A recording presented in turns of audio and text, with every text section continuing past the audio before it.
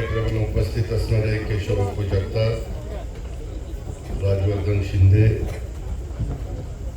सचिन सातो, अविनाश गोखले, बाबा पाटील जगताप, रोहिणी तावरे, ज्योतिताई लटकत, वसंतराव तावरे, सुनील सातो, पोपटराव गावडे, विश्वास आठवळे, प्रमोद तावरे, सतीश तावरे, दीपक तावरे, स्वप्नील जगताप, संजय देवकाते, भाऊसाहेब करे, संतोष देवकाते, गोविंदराव ढवाळ, किशोर पवार, प्रकाश सातव, दादा थोरात, बाळासाहेब बोरकर, रविराज तावरे, सुनील पवार, अनिल काटकर, राहुल तावरे, राजेश कांबळे, सर्व माझा जिल्हा परिषदेचा अधिकारी वर्ग, कर्मचारी वर्ग, शासनाचा विविध खात्याचा उपस्थित असणारा अधिकारी वर्ग, गोविंदराव ढवाळ, ज्यांनी आपल्याला सगळ्यांना निमंत्रण दिलं ते आपल्या सगळ्यांचे सहकारी कल्याणराव पाचंगे, जमलेल्या बंधू भगिनींना माया करून मित्रांनो प्रतिष्ठा.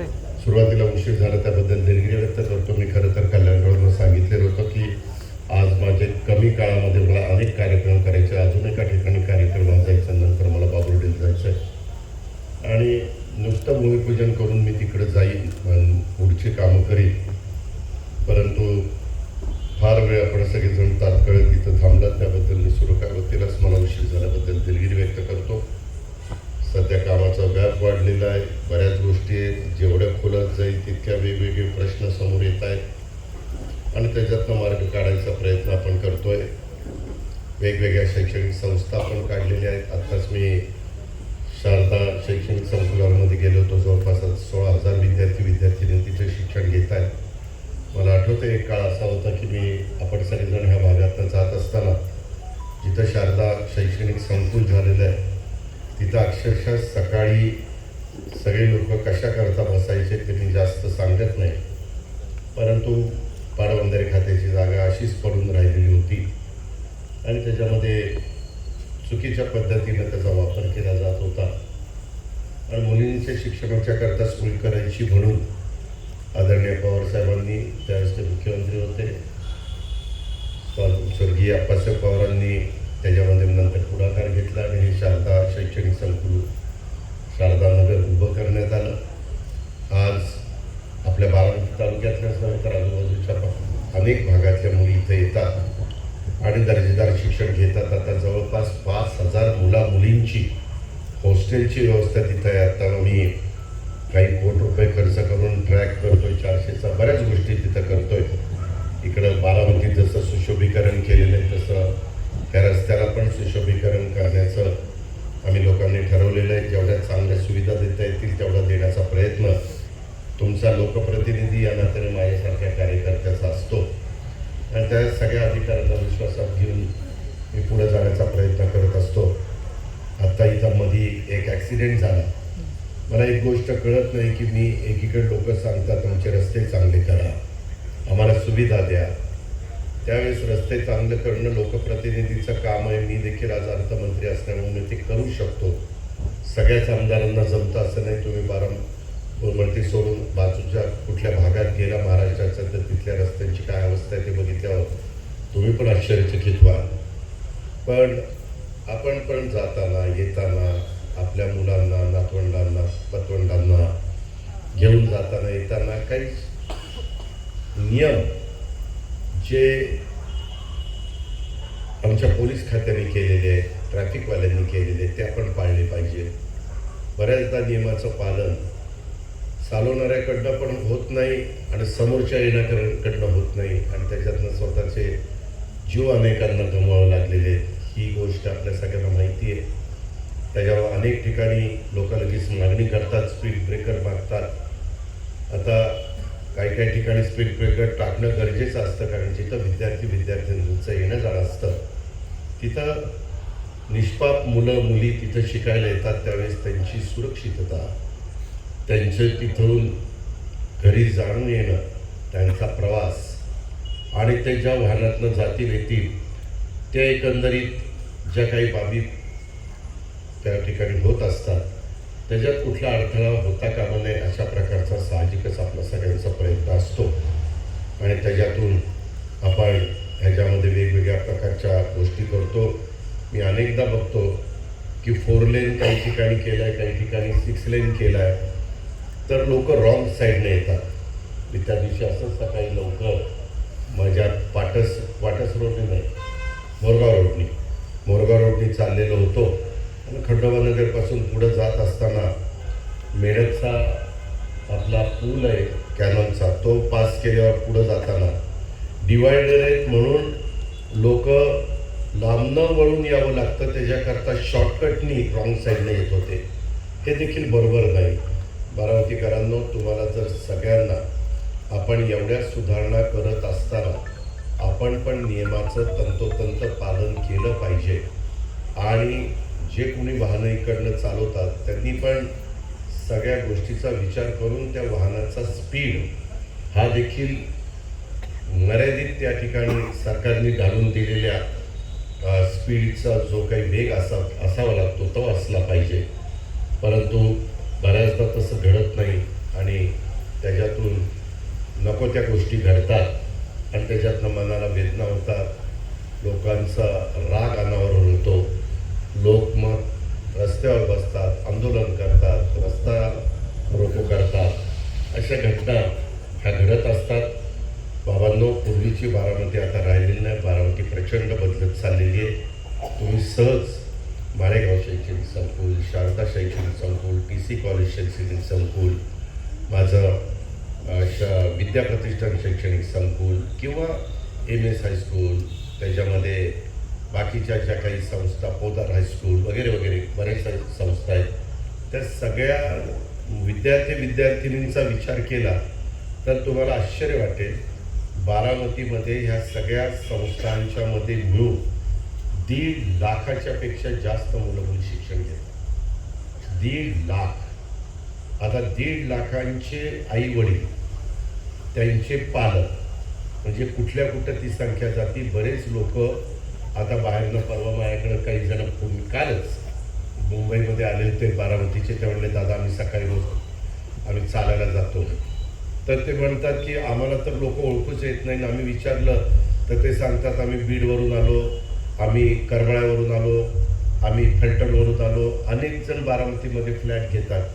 का तर आपण शिक्षणाची सोय करतो. मी आता जसं तुमच्या आयुर्वेदिक कॉलेजचा प्लॅन अतिशय सुंदर आपण केला आणि तिथं आता थोडे दिवसात हे शिफ्ट होईल आपलं कॉलेज, मेडिकल कॉलेजचा केला आहे. आता परवा कॅन्सर हॉस्पिटलचं पण जवळपास मी अंतिम टप्प्यामध्ये आणलेलं आहे. ते वर्कशॉपची जागा वेस्टेची आपण घेतली, त्यांना दुसरी जागा दिलेली आहे. आणि परवा दिवशी रात्री संध्याकाळी मी आपल्या इथं बाळासाहेब तावरे वगैरे यांच्या जमिनीत धाकट्या माळेगावच्या पलीकडच्या बाजूला तुकाजी टेकडीला, त्या माळावर आपण 550 कोटी रुपयाचं पशुवैद्यकीय त्या ठिकाणी इन्स्टिट्यूट उभं करतोय. आणि तुम्हाला आश्चर्य वाटेल, त्याचा प्लॅन इतका व्यवस्थित केला आहे. मी अलीकडे काय केलं आहे की मी 5-6 आर्किटेक्टला सांगतो आणि मग ज्याचा प्लॅन आम्हाला आवडेल त्याचा मी फायनल करायला सांगतो, मग आम्ही पैसे देऊ. त्याच्यामुळं इथं आता अमोल पवार आहेत. परवा आपण बघितला, दिल्लीचा माणूस होता तो. मला वेळ होता तेव्हा त्याला वेळ नव्हता. मी त्याला VC वरून घेतला आणि आम्ही किती प्लॅन बघितले आपण एकूण 5 बघितले. त्या 5 मध्ये मला शेवटी तो प्लॅन आवडला. तुम्ही ते झाल्यावर म्हणाले काय झालं, इतक्या व्यवस्थित, म्हणजे तुम्ही आश्चर्यचकित व्हाल. तुमच्या प्राण्यांना पण ज्या पद्धतीची तिथं सोय होती ते बघून तुम्ही म्हणाले काय चाललंय, ह्याचं काय, म्हणजे तुम्हाला पटणार नाही असं पद्धतीचं काम आपण तिथं करतोय. तिथं मला स्थानिक लोकांची पण मदत लागणार आहे. तिथलं ते मंदिर आहे, त्याच्या संदर्भात मी तुम्हाला सगळ्यांना विश्वासात घेऊन काय करायचं, तिथल्या लोकांना बाहेरच्या बाजूने कसं त्या मंदिरात जायची व्यवस्था करायची, ते पण आम्ही प्लॅनमध्ये घेतलेलं आहे. माझं बोलणं झालेलं आहे. मला केक सगळं करताना कोणाच्या भावना दुखायच्या नाही, कुणालाही त्रास द्यायचा नाही. परंतु लोकांना जाताना येताना कुठला अडथळा निर्माण होत असेल तर मात्र तुम्ही मला मदत केली पाहिजे. आणि मी जे तुमच्याकरता करतो त्याच्यामध्ये तुम्ही ऐकलं पाहिजे. आता मागं आप्पा सुरेखांचं इथं गेस्ट हाऊस का काहीतरी होतं, ते आपल्याला काढावं लागलं. त्याच्या शेजारी काय होतं, लक्ष्मीबाईची देवी. ते किती दिवस मी सांगितलं, अरे चांगल्या भक्तीला बोलवा, पूजा अर्चा करा, ते काय नियमाने असेल ते करा. ज्यावेळेस आपण धरणं करतो, ज्यावेळेस आपण विमानतळ करतो, आता रेल्वे लाईनचा पण कालच आढावा घेतला.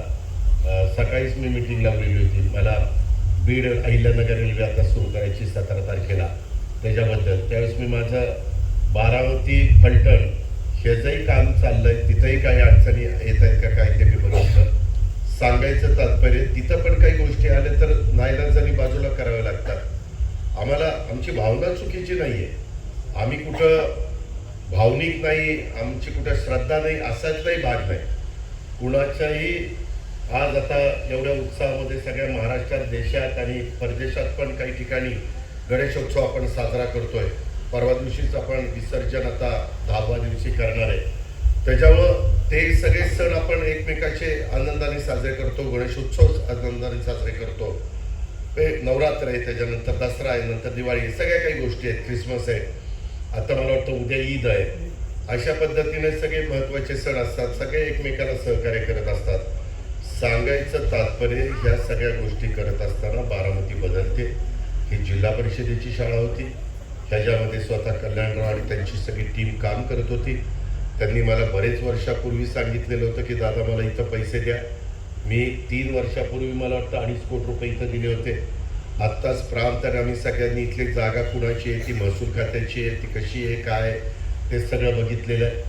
शेवटी जिल्हा परिषदेची शाळा, आता हा सगळा भाग बारामती नगरपालिकेच्या हद्दीत गेलेला आहे. त्याच्यावर ही शाळा आता जिल्हा परिषदेची राहणार नाही. मी सकाळी जिल्हा परिषदेचा एक कार्यक्रम करून आलोय, एक अभियान आपण सुरू करतोय. तुम्हाला आश्चर्य वाटेल, एकेका ग्रामपंचायतीला 5 कोटी, 3 कोटी आणि 2 कोटी अशी बक्षिसं 1 नंबरची ठेवलेली आहे. एकूण 245 कोटी रुपयाची बक्षिसं महाराष्ट्रामध्ये आम्ही ठेवलेली आहे आणि काही हजार ती बक्षिसं आहेत. त्याच्यामध्ये जर कुठला गाव, कुठला भाग पुढं आला तर त्यांना ते बक्षीस देणार होता मी. तो 100 दिवसाचा का 150, मला वाटतं 31 डिसेंबरपर्यंत, 17 सप्टेंबर ते 30 डिसेंबर असा काहीतरी तो कार्यक्रम आहे आणि तितके दिवस तो कार्यक्रम चालणार आहे. आपल्यातले पण सगळे लोक तिथं बारामतीचे आलेले होते, 13 तालुक्यातले होते. सांगायचं तात्पर्य, त्याच्यामुळे ही शाळा आत्ता जरी जिल्हा परिषदेची असली तर नजीकच्या काळात कुठल्याही क्षणी ही नगरपालिकेच्या ताब्यामध्ये जाणार आहे. त्याच्या संदर्भात मी पण माहिती सगळी घेतलेली आहे. आजपर्यंत या शाळेला कल्याणराव त्यांच्या सगळ्या टीमनी बरेच मदत केलेली आहे. काही जणांनी मला असंही सुचवलं होतं की दादा, ही शाळा आता इथं करण्याच्यापेक्षा आता शारदानगरला सगळ्या सुविधा झालेल्या आहेत, मग तिथं का मुलांना पाठवत नाही आणि तिथं ह्याच्यापेक्षा दर्जेदार शिक्षण जर मिळत असेल आणि नवीन AI आणि बाकीच्या सगळ्या गोष्टी CBSE असेल वगैरे वगैरे, तर ते का करत नाही. परंतु कल्याणराव मला म्हणले की दादा नाही, इथं गरिबांच्या मुलांना मोफत शिक्षण आहे. तिथंही जे ग्रँटेबल आहे तिथं मागासवर्गीय आणि आदिवासींच्या मुलांना मोफत आहेच आणि इतरांना काही सवलती आपण दिलेल्याच आहेत, तो काही प्रश्न नाही. पण आता तो प्लॅन आता केला आहे, परंतु कोल्ह्यांची साईज ही जरा 16x20 ती मला कमी वाटती, ती आपल्याला वाढवावी लागेल. मी आत्ताच संबंधित एक्झिक्युटिव्ह इंजिनियरांनी त्यांना सांगितलेलं आहे. मी पुन्हा त्याच्या खोलामध्ये जातो. बारामतीमध्ये जे काय आम्ही करतोय ते 24x20 आहे ना, आता आपण विचारलं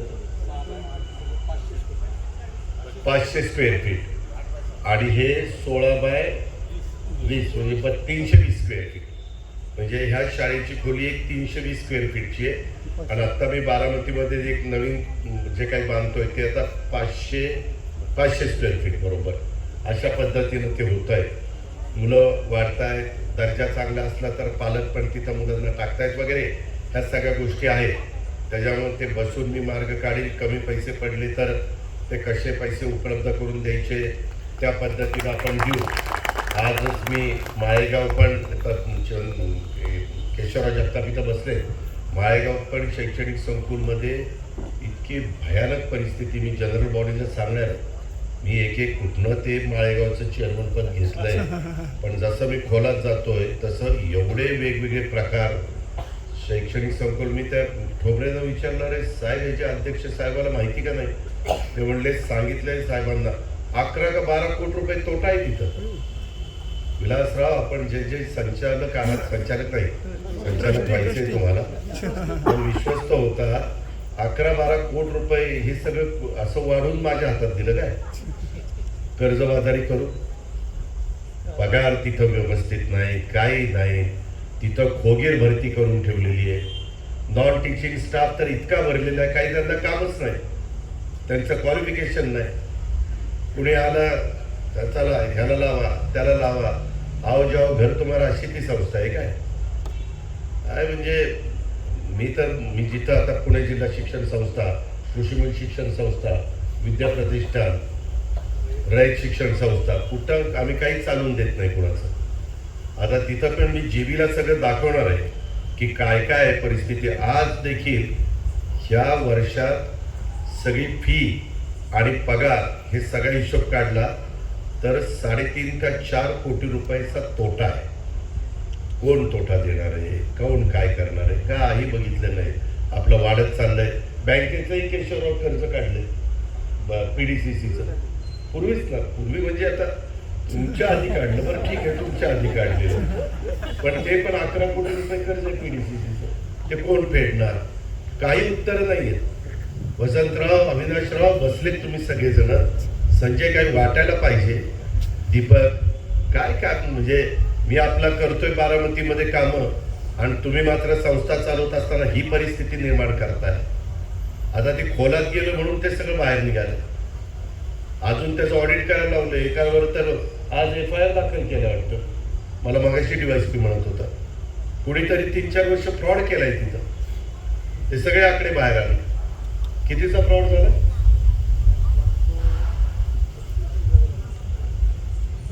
25-30 लाखाच्या घरात आता आहे असं वाटतंय.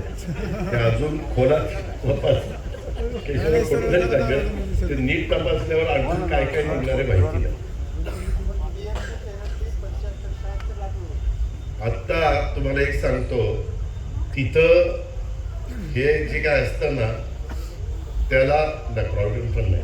प्रांत येतो प्रांत परवा मी तुम्हाला एक सांगितलेलं होतं, तिथं दंड किती झाला होता? 23 कोटी. शैक्षणिक 8.5 कोटी. आणि तो किती वेळा आपण आणला? 8.5 कोटी रुपये त्यांनी टॅक्स थकवलेला आहे. काही कुणी बघितलं नाही, काही कुणी बघितलेलं नाही. ही गोष्ट इथं पण तशीच आहे. त्या कारखान्यात पण आता ती 27 तारखेला माझं भाषण ऐका, मग ते सांगतो सगळं काय काय ते. हा, शिस्त लागेल. वकील बरं आम्हाला शिस्त लावायला. लोक म्हणतात ह्याला काही दुसरं सुचतच नाही, सारखा अंगावर फेकायचतो, असं करतो तसं करतो.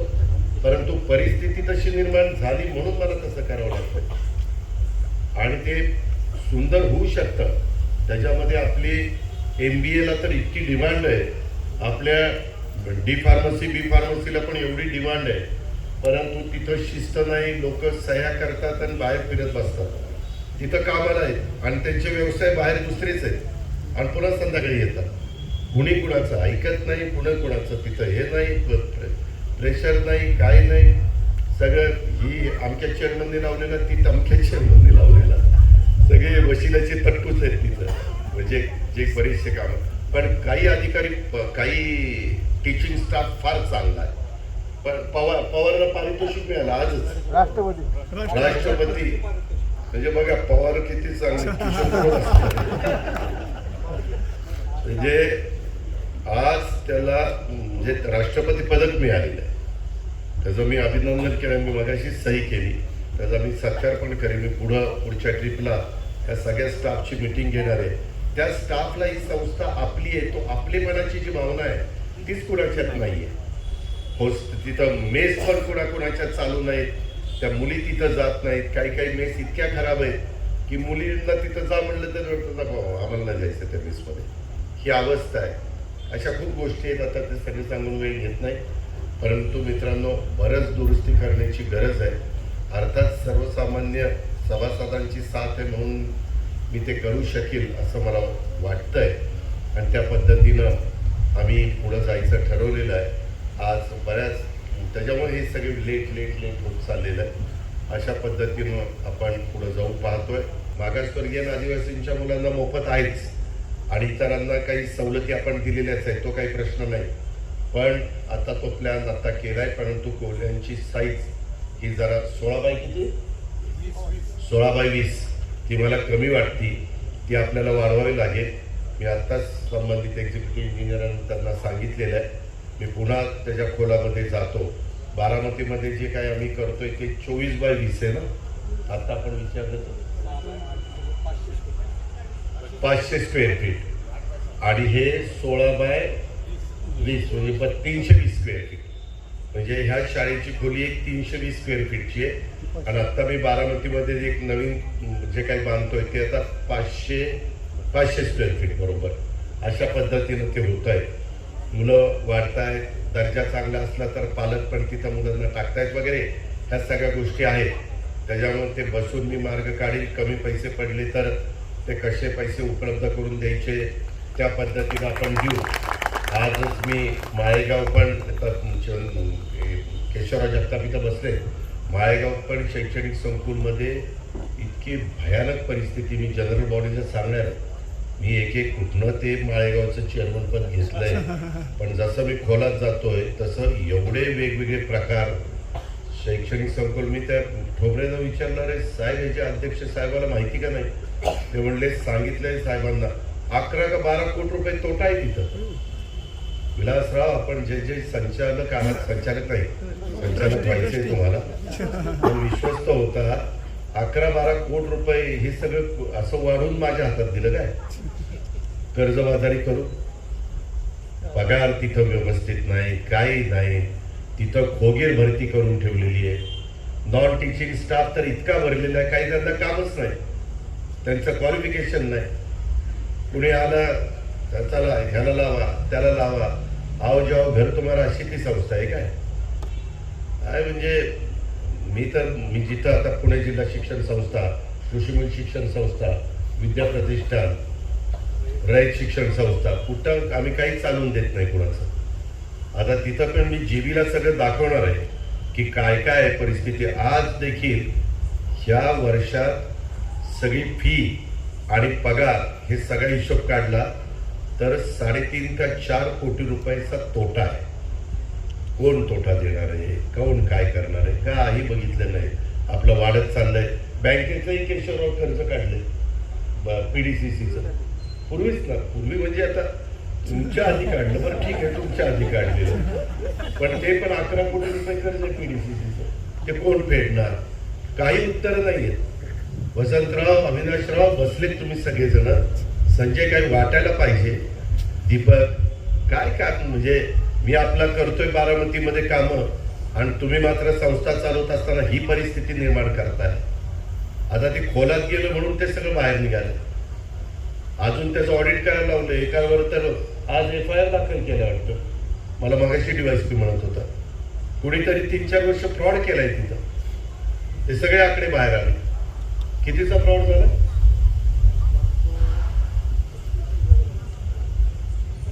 25-30 लाखाच्या घरात आता आहे असं वाटतंय. ते अजून खोलात कुठलंच जागेत ते नीट तपासल्यावर अजून काय काय निघणार आहे माहिती नाही. आत्ता तुम्हाला एक सांगतो, तिथं हे जे काय असतं ना त्याला प्रॉब्लेम पण नाही. प्रांत येतो प्रांत परवा मी तुम्हाला एक सांगितलेलं होतं, तिथं दंड किती झाला होता? 23 कोटी. शैक्षणिक 8.5 कोटी. आणि तो किती आपण आणला? 8.5 कोटी रुपये त्यांनी टॅक्स थकवलेला आहे. काही कुणी बघितलं नाही, काही कुणी बघितलेलं नाही. ही गोष्ट इथं पण तशीच आहे. त्या कारखान्यात पण आता ती 27 तारखेला माझं भाषण ऐका, मग ते सांगतो सगळं काय काय ते. हा शिस्त लागेल. वकील बरं आम्हाला शिस्त लावायला. लोक म्हणतात ह्याला काही दुसरं सुचतच नाही, सारखा अंगावर फेकायचो, असं करतो तसं करतो. परंतु परिस्थिती तशी निर्माण झाली म्हणून मला तसं करावं लागतं. आणि ते सुंदर होऊ शकतं. त्याच्यामध्ये आपली MBAला तर इतकी डिमांड आहे. आपल्या डी फार्मसी बी फार्मसीला पण एवढी डिमांड आहे, परंतु तिथं शिस्त नाही, लोक सह्या करतात आणि बाहेर फिरत बसतात. तिथं कामाला आहेत आणि त्यांचे व्यवसाय बाहेर दुसरेच आहेत आणि पुन्हा संध्याकाळी येतात. कुणी कुणाचं ऐकत नाही, कुणं कुणाचं तिथं हे नाही, प्रेशर नाही, काय नाही. सगळं ही आमच्या चेअरमनने लावलेलं, ती तमक्या चेअरमनने लावलेला, सगळे वशिलाचे तट्टूच आहेत तिथं, म्हणजे जे बरेचसे कामं. पण काही अधिकारी, काही टीचिंग स्टाफ फार चांगला आहे. पण पवारला पारितोषिक मिळालं आजच, राष्ट्रपती. म्हणजे बघा पवार किती चांगले, म्हणजे आज त्याला म्हणजे राष्ट्रपती पदक मिळालेलं आहे. त्याचं मी अभिनंदन केलं, मी मगाशी सही केली, त्याचा मी सत्कार पण करेन. मी पुढच्या ट्रिपला त्या सगळ्या स्टाफची मिटिंग घेणार आहे. त्या स्टाफला ही संस्था आपली आहे, तो आपलेपणाची जी भावना आहे तीच कुणाच्यात नाही आहे. हो, तिथं मेस पण कुणाच्यात चालू नाहीत, त्या मुली तिथं जात नाहीत. काही काही मेस इतक्या खराब आहेत की मुलींना तिथं जा म्हणलं तर आम्हाला नाही जायचं त्या मेसमध्ये, ही अवस्था आहे.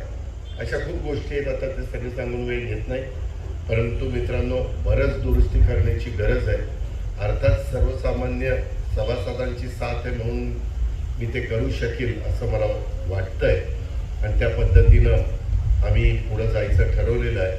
आज बऱ्याच त्याच्यामुळे हे सगळे लेट होत चाललेलं आहे. अशा पद्धतीनं आपण पुढं जाऊ पाहतोय. अजून पैसे वाढवा आणि ते आमचं करा आणि ते खाल्लं करा. दादांनी खूप आणि खूप हे माझं स्वप्न साकार केलेलं आहे. 2.5 कोटी रुपये दादांनी साकार करण्याच्या रांगेला लागलेले आहेत पाईपलाईनमध्ये. अजून साकार नाही झालं, अजून त्यात भर घालायची आपल्याला. तर ती 8वीचा वर्ग नाही, ते आत्ता नाही सांगत, कारण आता ती शाळा जाती नगरपालिकेकडे. मला ते नगरपालिकेकडे बोलावं लागेल. त्याच्यामध्ये आत्ता राज्य सरकारने काहीतरी धोरण बदललेलं आहे. मला वाटतं पहिली ते असं काही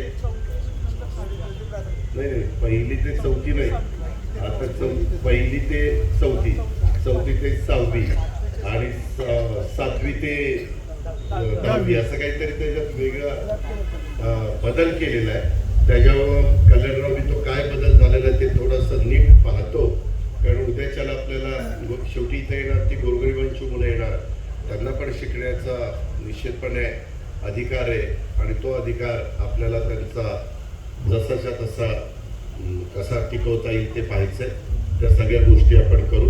परंतु एक्झिक्युटिव्ह इंजिनियर तुम्हाला मी सांगतो की थोडे दिवस मला थांबा आणि ते साईज तशी चेंज करून मी उद्या देखील, तुम्ही पुण्यात असता का कुठं असता? पुण्यात असता ना? मी उद्या दिवसभर पुण्यामध्ये, परवा पण मी सकाळ दुपारपर्यंत पुण्यात येते. विसर्जनाची मिरवणूक वगैरे सुरू करू. त्याच्यावर उद्या माझा तो राम चोबे तुमच्या ओळखीचे असतील, प्रायव्हेट सेक्रेटरी, किंवा OSD विकास पाटील, त्या दोघांपैकी कुणालाही सांगा, माझ्या सकाळपासून अधिकाऱ्यांच्या बरोबर दुपारपर्यंत मिटिंग आहे. दुपारनं मग PPP चिंचवडच्या परिसरामध्ये जाणार आहे. त्याच्यामुळं त्याच्यात त्या साईजमध्ये चेंज झाल्यानंतर काय इस्टिमेटमध्ये बदल होतोय तो पण मला सांगितलं तर जास्त बरं होईल. आणि पुढं वर वाढवायचं म्हटलं तर ground+1 करता येईल ना, तसं हे केलेलं आहे. तर म्हणजे तसं आपण RCCचं सगळं डिझाईन केलेलं, तर त्या प्रकारे आपण ते ठिकाणी करू. आता हे करताना ह्या शाळेला तिथं बांधकाम करताना ह्याला कुठं धक्का लागेल? म्हणजे त्या 10 खोल्या होईपर्यंत काही ह्याला धक्का नाही लागला.